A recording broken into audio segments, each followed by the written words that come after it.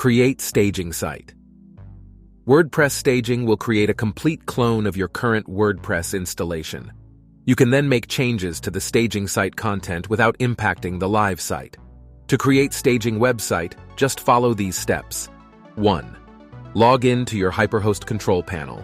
2. Click on the website's icon under the Manage Services section. 3. Select the website that you want to create a staging site for and click on Manage. 4. Click on the staging icon under WordPress Tools section.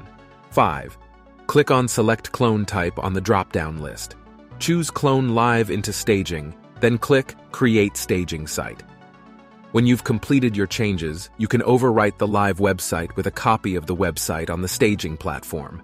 By following these steps, under the Live section, mark the checkbox, then click on Clone into Live.